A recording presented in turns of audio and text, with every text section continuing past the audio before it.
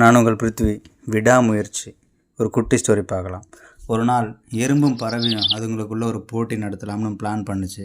ஃபஸ்ட்டில் போயிட்டு அந்த வானுயர்ந்த மலையை யார் தொடுறாங்களோ அவங்க தான் வின்னர் அப்படி சொல்லிட்டு, பறவை எறும்பை பார்த்து ஏளனமாக சிரிச்சுட்டு மலையை நோக்கி புறப்பட்டுச்சு. வெகு சீக்கிரமாகவே பறவை மலையோட உச்சை தொட்டுச்சு. மலை உச்சிக்கு போன பறவை மேலிருந்து கீழே பார்த்துச்சு. எறும்பு அப்போது மலையோட கீழே இருந்து பாதி தூரம் கூட மேலே வரல. எறும்பை பார்த்து பறவை சொல்லுது, எனக்கு ஃபஸ்ட்லேயே தெரியும் வெற்றி எனக்கு தான் அப்படின்னு. பறவையிடம் ஒரு சின்ன எறும்பு போட்டி போடலாமா கேட்டு எறும்பை பார்த்து காமெடி செஞ்சு சிரிச்சுட்டு போயிடுச்சு.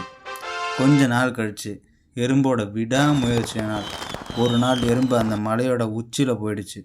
அப்போது அந்த பக்கமாக மலையை கடந்து போன ஒரு பறவை உச்சியில் இருக்கிற எறும்பை ஆச்சரியமாக பார்க்குது.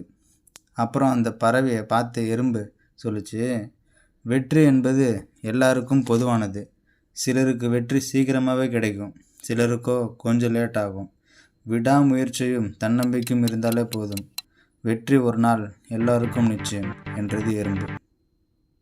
அப்படி தாங்க நம்ம லைஃப்லேயும் சில பேருக்கு பேக்ரவுண்ட் நல்லா இருக்கலாம், சில பேருக்கு கவர்மெண்ட் ஜாப் கிடச்சிருக்கலாம், சில பேர் பைக் வாங்கியிருக்கலாம், சில பேருக்கு லைஃப் பார்ட்னர் கிடச்சிருக்கலாம். நீங்கள் ஓரி பண்ணிக்காதீங்க. முயன்றால் முடியாதது எதுவுமே இல்லை, தெய்வத்தான் ஆகாதெனும் முயற்சி தன் மெய்வருத்த கூலி தரும் அப்படின்னு சொல்லிட்டு தெய்வ புலவர் சொல்லியிருக்காரு.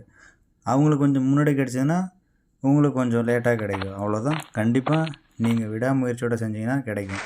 தெய்வம் வந்தாலும் ஆகவே ஆகாது, உலகத்திலே இப்படியான செயலுக்கு சாத்தியமே இல்லை அப்படின்னு நிறைய பேர் சொல்லுவாங்க. அதெல்லாம் நம்பாதீங்க. விடாமுயற்சிக்கு கண்டிப்பாக பயன் கிடைக்கும்.